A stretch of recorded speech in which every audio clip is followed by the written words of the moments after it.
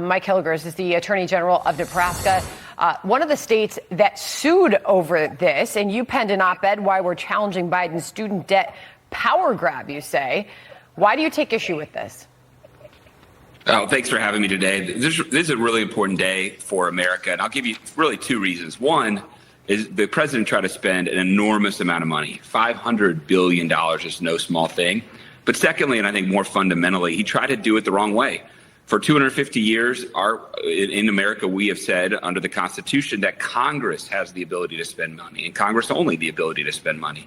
The president knew that. He tried to go through Congress. He was unsuccessful, and he had a number of different routes to try to get this accomplished. But what he couldn't do was to do it on his own through his own pen, and that's why we filed suit.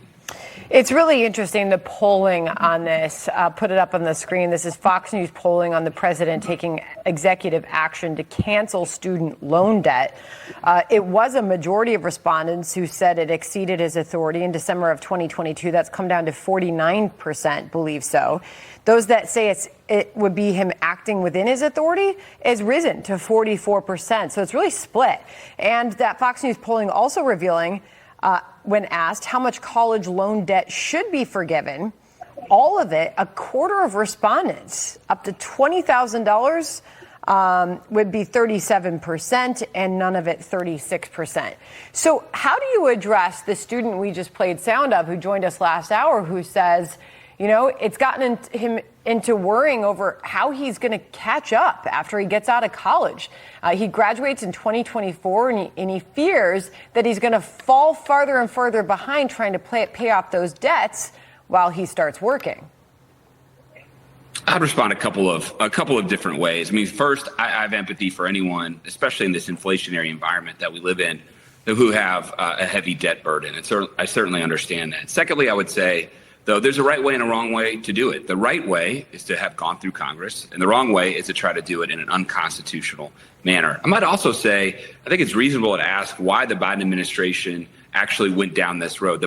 President Biden himself, as well as Speaker Pelosi, acknowledged that he didn't think that the president doesn't have the power to just simply wave away and discharge student loans at this scale. And the last thing I would say, I know that your previous interviewee talked about fairness, and I would say, look, as a policy matter, which isn't directly within the Nebraska Attorney General's job description, it's hard to say that this is fair when 80% of the country do not have student loans, either by choice or because they paid them off.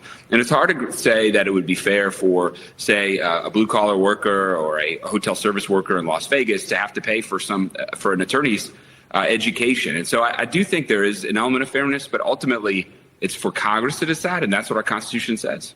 Why did you call this a power grab on the part of the president? We are about to hear from him a short time from now at the White House. Very simply, because that's what it was. Congress has the power. It's right there, Article 1, Section 9. Congress has the power to spend money, not the president. The president tried to spend $500 billion without congressional approval. That's one of the most significant attempted power grabs in a generation. And we're very grateful that the Supreme Court today put a stop to that attempt. All right. We will continue to watch. There's reaction pouring into all of this. Just happened a couple hours ago. Mr. Attorney General, we appreciate your time today. Thank you.